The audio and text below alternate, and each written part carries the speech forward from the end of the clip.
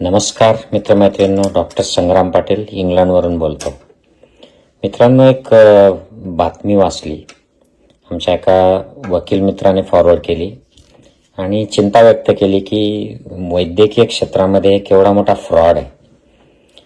आणि मला थोडं या मित्राला चिडवावंसं वाटलं की अरे बाबा, आमचंच नाही तुमच्या पण फील्डमध्ये तेवढाच फ्रॉड आहे. तर हा जोकचा मुद्दा झाला, परंतु बातमी खूप सिरियस आहे. एका हॉस्पिटलमध्ये एका इन्फर्टिलिटीच्या ट्रीटमेंट घेणाऱ्या कपलला मूल झालं आणि या मुलाची DNA टेस्ट केली तेव्हा त्यांच्या असं लक्षात आलं की तो DNA आईवडिलांच्या DNAशी मॅच होत नाही. म्हणजे याचा अर्थ त्या इन्फर्टिलिटी सेंटरने त्या लेडीला तिच्या गर्भपिशवीमध्ये दुसराच कुठल्या तरी कपलचा एम्ब्रिओ जो त्यांनी स्टोअर करून ठेवलेला असणार आहे तो एम्ब्रिओ इम्प्लांट केला आणि त्याचं बाळ जन्माला आलं. आणि हे त्यांनी त्या लेडीला आणि त्या लेडीच्या नवऱ्याला सांगितलं नाही की दुसऱ्यांचा एम्ब्रिओ इम्प्लांट करतोय असं. म्हणजे त्यांनी अनएथिकल प्रॅक्टिस केली, इल्लिगल प्रॅक्टिस केली, शॉर्टकट मारला. जे एम्ब्रिओ फर्टिलाइज होऊन रेडी आहेत ते टाकून दिले आणि मोकळे झाले पैसे चार्ज करून. या गुन्ह्यासाठी त्यांचं लायसन्स तर गेलंच पाहिजे, हॉस्पिटलचं डॉक्टरचं लायसन्स गेलं पाहिजे आणि त्यांना जेलमध्ये टाकलं पाहिजे आणि कायम आजीवन बंदी घातली पाहिजे मेडिकल प्रॅक्टिस करण्यापासून. आणि फसगत केली, जीवाशी खेळले, आयुष्याशी खेळले लोकांशी म्हणून, आणि फ्रॉड केला, खूप मोठा फ्रॉड. कारण हे खूप मोठं रॅकेट दिसतं आहे की हे काही स्पर्म डोनर्स, ओहम डोनर्सकडनं स्पर्म आणि ओहम जमा करतात, ते फर्टिलाइज करून ठेवतात आणि ह्या आलेल्या कपलला डायरेक्ट इम्प्लांट करून देतात. म्हणजे किंवा काही लोकांकडनं जे स्पर्म आणि ओहम ते पेशंट्सकडनं जमा करतात त्याचा ते दुरुपयोग करतात अशा पद्धतीने. आणि मग याचा स्पर्म ओहम त्याला, तिचा ओहम याला, किंवा डायरेक्ट एम्ब्रिओ जो फर्टिलाइज एम्ब्रिओ आहे तो रेडीमेड देतात. तर ही खूप मोठी, प्रचंड मोठा फ्रॉड आहे हा. म्हणजे हा असा फ्रॉड भारतातले डॉक्टर करतात, ही केवढी लज्जास्पद गोष्ट आहे आपल्याला. पण दुर्दैवाने अशा प्रकारची बेईमानी, अशा प्रकारची ही जी बदमाशी आहे ही प्रत्येक क्षेत्रामध्ये आपल्याकडे दिसून येते. राजकीय क्षेत्र बघा, आता इथे बंगालमध्ये 5-5, 10-10 कोटी रुपये खासदारांच्या घरी दिले जात आहेत आणि मग ते पक्षातून फुटतायत आणि ते दुसऱ्या पक्षात जात आहेत. म्हणजे ही बेईमानी सगळीकडे आहे. बांधकाम घ्या, इंजिनिअरिंग घ्या, मेडिकल घ्या, फार्मसी घ्या, एज्युकेशन घ्या, सगळीकडे हे सगळं दिसून येत आहे. तर ही नैतिक अधःपतन जे समाजाचं जे झालेलं आहे हे याला जबाबदार आहे. आणि म्हणजेच बेसिकली आपण जबाबदार आहोत, नागरिक म्हणून, लोक म्हणून. आता आमच्या एका इथल्या UK मधल्या मित्राशी मी याच्यावर बोलत होतो. तो मित्र जे सांगत होता ते पण खूप शॉकिंग होतं.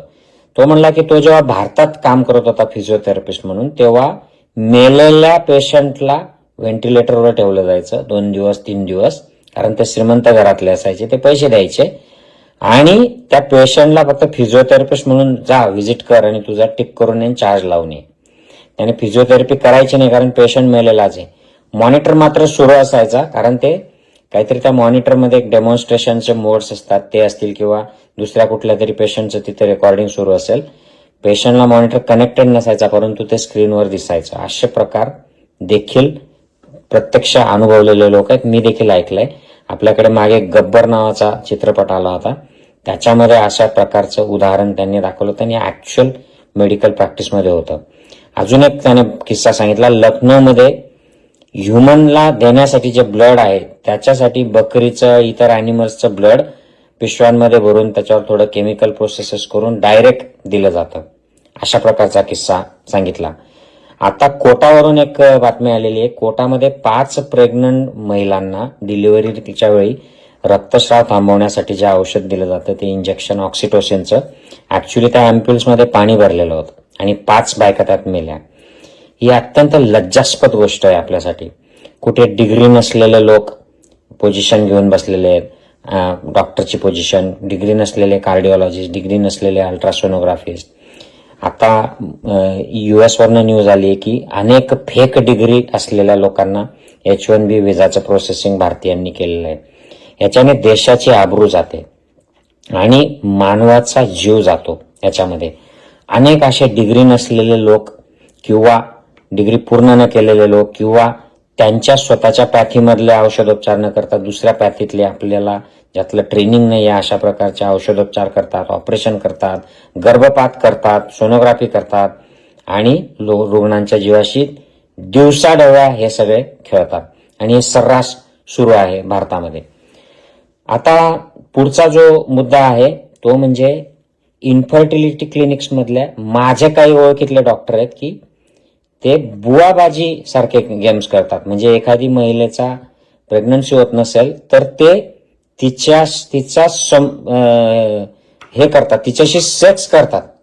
त्याच्यासाठी प्रसंगी तिला सिडेशन देतात, अॅनेस्थेशिया देतात आणि मग सेक्स करतात. अशा केसेस देखील आहेत. म्हणजे एखादा बुवा जे करतात की एखाद्या महिलेला मुलबाळ होत नाही, मग ते त्या बुवाबाच्या आश्रमाला पाठवले जाते आणि मग ते तिथे तिच्याशी सेक्स करतात आणि मग तिला मुलबाळ होतं. अशा प्रकारचं काम देखील डॉक्टर करतायत. फार्मसीज मधले भ्रष्टाचार इतके आहेत की भरमसार औषधं लिहून द्यायचे, पेशंटला वार्डात असतो, त्यातलं थोडंसंच वापरायचं, बाकीचं पुन्हा फार्मसीला परत जातं, परत पेशंटला लिहून दिलं जातं, मग तो परत घेऊन येतो आणि मग ते रिसायकल केलं जातं. काही ठिकाणी मंदिरांमध्ये जसं नारळ किंवा जे चढावा चढवला जातो त्याचं रिसायकलिंग करतात, मध्ये दिलं की ते लगेच बाहेर दुकानांवर पार्सल केलं जातं. तसं फार्मसी म्हणजे मेडिकल स्टोअर्समध्ये केलं जातं. मोठे मोठे इन्स्ट्रुमेंट्स, सर्जिकल इम्प्लांट्स, हे कॅटरॅक्टचे लेन्सेस, याच्यामध्ये खूप मोठा भ्रष्टाचार चालतो. पुढचा म्हणजे अननेसेसरी ऍडमिट करतात गरज नसताना. मी हे स्वतः अनुभवलेलं आहे. मी जेव्हा तिथे पेशंटला टायफॉइड व्हायचा, मलेरिया व्हायचा, एरंडोलला मी प्रॅक्टिस केली, 6.5 वर्ष काम केलं आणि मी पेशंटला गोळ्या लिहून द्यायचो तर त्यांना धक्का बसायचा की डॉक्टर तुम्ही एकीकडे सांगताय टायफॉइड आहे, मलेरिया आहे आणि तुम्ही मग सलाईन न लावताय, ऍडमिट नाही करत, असं कसं? आणि मी त्यांना सांगायचो की याच्यासाठी गरज नाही, तुम्हाला मळमळ नाही, उलटा नाही, तुम्हाला कशासाठी ऍडमिट करू, कशासाठी सलाईन देऊ? त्यांना आश्चर्य वाटायचं. अननेसेसरी सलाईन लावणे, अननेसेसरी इंजेक्शन्स देणे, अननेसेसरी ऑपरेशन करणे, अपेंडिक्स काढून टाकतात, गर्भपिशवी काढून टाकतात. अशा प्रकारचे असंख्य प्रकार दिवसाढवळ्या लोक करतात. सिझर, अननेसेसरी सिझेरियन सेक्शनने डिलिव्हरी करणे. अजून एक आमच्या मित्राने प्रकार सांगितला की महिलेला सांगायचं की तुझं बाळ धोक्यात आहे, आम्हाला लवकर डिलिव्हरी करावी लागेल. मग तिची 1-2 महिना आधीच डिलिव्हरी करतात आणि बाळ मग ते न्यूनेटल आयसीयू मध्ये ऍडमिट करतात आणि त्यातून पैसा कमवतात. म्हणजे केवढी अनिती आहे. म्हणजे त्या आईला रिस्क मध्ये टाकतायत आणि तिच्या बाळाला केवढं मोठ्या रिस्क मध्ये टाकतायत, का तर पैसे कमवायचे आहेत म्हणून. याचे लॉंग टर्म अत्यंत बॅड इफेक्ट्स त्या बाळाच्या हृदयावर, लंग्सवर, ब्रेनवर होतात आणि हे पैसा कमवायसाठी काही डॉक्टर लोक करतात. आणि त्याने उदाहरणं स्पष्ट सांगितले की असं केलेलं आहे म्हणून त्याच्या माहितीमध्ये लोकांनी. बाळाचं लिंग अजूनही तपासून दिलं जातं. आमच्याकडे खानदेशामध्ये हे प्रकार चालू आहेत. खानदेशातून गुजरातमध्ये लोक जात आहेत.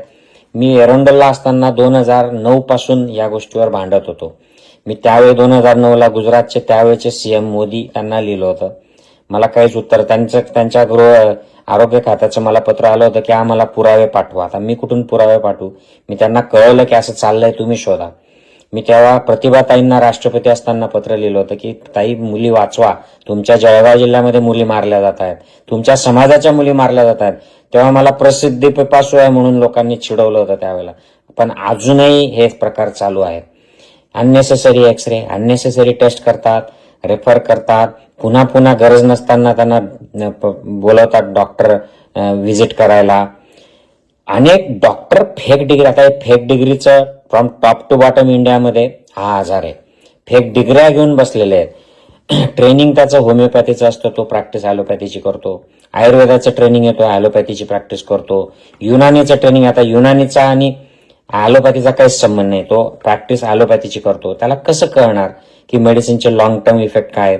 म्हणून कोविडमध्ये प्रत्येकाला जे स्टिरॉइड चोपले याच्यामुळे म्युकॉरमायकोसिस झाला आणि बरेचसे पेशंट अननेसेसरी औषधं उपचार केल्यामुळे कोविडच्या काळामध्ये मेलेले आहेत. मी वेळोवेळी सांगितलेलं आहे. होमिओपॅथी, बरेचसे आयुर्वेद नावाने दिलेले जे औषधं, एक्सक्यूज मी, पुड्या बुकट्या, याच्यामध्ये ॲलोपॅथीच्या औषधांच्या गोळ्यांच्या पावडर असतात, स्टिरॉइड दिले जातात आणि त्याच्याने पेशंट मरतात. लिव्हर टॉक्सिसिटी होते, किडनी इंजुरी होते. अनेक होमिओपॅथीच्या औषधांनी लिव्हर टॉक्सिसिटी होते आणि त्याच्याने लोक मरतात. कोविड काळात देखील मेलेले आहेत. आणि बरेचसे बॉलिवूडचे आपले हिरो हिरोईन अशा जाहिराती या प्रॉडक्टच्या करतात की ज्यांना कुठलाही एव्हिडन्स नाही. मानेला लावायचा पट्टा, कमरेला लावायचा पट्टा, वेट रिडक्शन, हे ते अशा अनेक जाहिराती करतात की ज्याला कुठलाही एव्हिडन्स नाही. हे बोगसगिरी चाललेली आहे. अनेक बुवा बाबा आहेत, हे देखील अशा प्रकारच्या प्रॉडक्टच्या जाहिराती करतात. त्यांचा अध्यात्म असेल तर नसेल ते वेगळा भाग, परंतु हे औषधं विकायचा धंदा करतात आणि त्यांच्या औषधं बरेचसे मॅक्सिमम औषधांना कुठलाही सायंटिफिक एव्हिडन्स नाही. काही औषधं तर परदेशातल्या लॅब्समध्ये टेस्ट झाले. तिथे बर्मिंगहॅमला पतंजलीचे औषधं काही फेक असल्याच्या मागे रिपोर्ट्स होते, त्यावरही मी बोललो होतो. आणि अशा फार्मास्युटिकल आणि डॉक्टर यांचं तर इतकं नेक्सस आहे की डॉक्टरला ते अत्यंत स्वस्तात त्यांच्या फार्मसीला ते औषधं देतात आणि मग डॉक्टर तिथून ते रुग्णांना विकतात. इन्शुरन्सचं स्कॅन्डल खूप मोठं आहे भारतामध्ये. काही डॉक्टर, काही हॉस्पिटल गरीब लोकांचे इन्शुरन्सचे पैसे भरतात आणि त्यांचे म्हणजे समजा मी 5 लोकांचे इन्शुरन्सचे पैसे भरतोय, त्या 5 लोकांना दरवर्षी हॉस्पिटलमध्ये 2 वेळा आठवडा ऍडमिट करायचं आणि भरमसाठ इन्शुरन्सचं बिल त्याच्यातून काढायचं आणि इन्शुरन्सच्या कंपनीच्या लोकांनाही पैसे द्यायचे.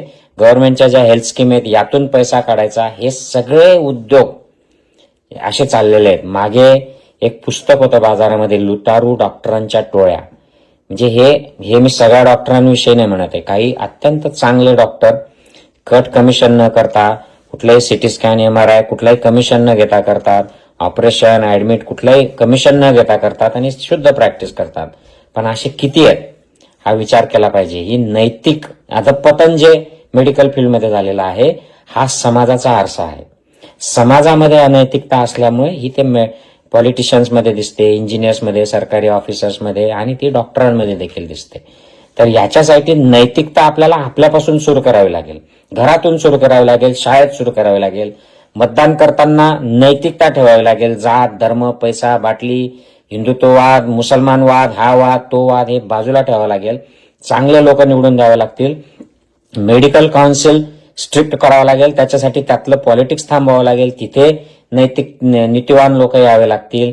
आपल्याला अधिकारी, प्रशासन मध्ये चांगले लोक लागतील, नीतिवान लागतील. कधी होणार आहे ते पोस्ट, जी एखादी कलेक्टरची पोस्ट असते, आयुक्ताची पोस्ट असते, ती कोटी कोटी रुपये देऊन तिथे पोस्टवर येतात. ते पोलीस अधिकारी त्या तालुक्याच्या ठिकाणी जेव्हा येतो तो कोट्यावधी रुपये देऊन येतो त्या पोस्टवर, कारण ती मलाईदार पोस्ट असते.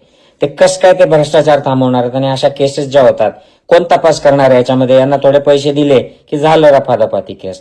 त्यामुळे हे सगळा जो लबाडी चाललेली आहे ही थांबवायची असेल तर आपल्याला नैतिकता आणावी लागेल. प्रत्येक ठिकाणी नैतिक त्याला महत्व द्यावं लागेल, तेव्हा हे होणार आहे. खूप दूरचं काम आहे हे. नुसतं आपल्याला सुपरफिशियल डागडुजी करून आणि पेपरबाजी करून किंवा काहीतरी नुसतं आव आणलं. आता आपले अधिकारी आहेत तुकाराम मुंडे साहेब, यांचा मी खूप आदर करतो. हे धडाडीचे काम करतात, निस्वार्थपणे काम करतात, पण त्यांना किती वेळा काम करू दिलं जातं. बघा, ट्रक टँकर भरून त्यात दूध, पनीर काय काय किती काढतायत. मग त्याच्या आधी जो अधिकारी होता तो काय झोपा काढत होता का? मंत्र्यांना समजत नव्हतं का? त्या मुख्यमंत्र्यांना माहित नाही का हे असं चालतंय आपल्या राज्यामध्ये? विषारी अन्नपदार्थांचा पुरवठा चाललेला आहे, माहित नव्हतं? मग आताच कसं?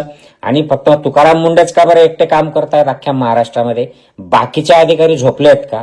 पोलीस अधिकारी बाकीचे काय करतायत? एवढं सगळं प्रत्येक डिपार्टमेंटमध्ये, प्रत्येक सेक्शनमध्ये, प्रत्येक विभागामध्ये एवढ्या प्रकारची माल प्रॅक्टिस सुरू आहे. बाकीचे काय करतायत? कुठे गेले ते सिंगम बॉलिवूड मधले जे पूर्वी असायचे 10 वर्षा 15 वर्षापूर्वी 20 वर्षापूर्वी जे अधिकारी असायचे की ते मुख्यमंत्र्यांना, गृहमंत्र्यांना धारेवर धरायचे आणि जेरीस आणायचे, भ्रष्टाचाराविरुद्ध बोलायचे? कुठे गेले? कोणत्या बिळात लपले हे सगळे सिंगम? हा माझा प्रश्न आहे.